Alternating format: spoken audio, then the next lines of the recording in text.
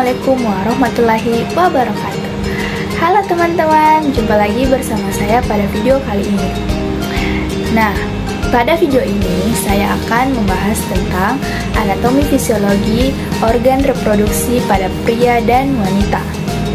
Nah, seperti biasanya, video ini merupakan video penugasan dari mata kuliah anatomi fisiologi oleh Ibu Yaumil Fahni Tanjungbulu SST MKes. Seperti biasanya, saya akan memperkenalkan diri terlebih dahulu.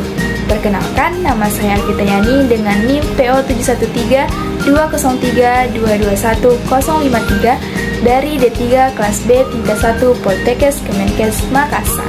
Nah, yang pertama yaitu sistem reproduksi pada pria. Sistem reproduksi pria adalah jaringan organ eksternal dan internal yang berfungsi memproduksi, mendukung, mengangkut, dan memberikan sperma yang layak untuk fungsi reproduksi. Organ reproduksi pria berada di dalam panggul. Beberapa jaringan terletak di luar panggul dan di dalam skrotum. Sistem reproduksi pria dibagi menjadi 9 bagian, yaitu penis, skrotum, testis, vas deferens, uretra, kelenjar prostat, vesicula seminalis, epididymis, dan ductus deferens. Nah, teman-teman, anatomi sperma bisa kita lihat pada gambar di samping ini. Nah, yang ini disebut dengan penis. Penis berfungsi sebagai saluran kencing atau urin sekaligus tempat keluarnya sperma. Yang ini disebut dengan skrotum yang berperan untuk menjaga suhu testis agar sesuai untuk memproduksi sperma. Pada skrotum terdapat 2 buah testis. Nah, yang ini disebut dengan testis. Testis adalah alat kelamin bagian dalam. Fungsinya adalah untuk memproduksi sperma dan hormon testosteron. Nah, selanjutnya yang ini disebut dengan epididymis yang merupakan saluran keluar dari testis. Fungsinya adalah sebagai tempat penyimpanan sperma sementara. Nah, yang ini disebut dengan saluran uretra. Saluran uretra adalah saluran yang terdapat dalam penis dan merupakan akhir dari saluran reproduksi. Perannya adalah sebagai saluran keluarnya sperma dan urin. Yang ini disebut dengan vesicula seminalis yang merupakan kelenjar yang menghasilkan zat yang berisi basa atau alkali, fruktosa atau gula monosakarida, hormon prostaglandin, dan protein pembekuan. Nah, yang ini disebut dengan kelenjar prostat, terletak di bawah kandung kemih. Fungsinya adalah menghasilkan cairan yang bersifat asam. Nah, yang ini disebut dengan kelenjar Cooper yang menghasilkan lendir dan cairan bersifat basah. Fungsinya adalah untuk melindungi sperma dengan cara menetralkan urin yang memiliki pH asam yang tersisa dalam uretra. Nah, selanjutnya yaitu organ reproduksi pada wanita.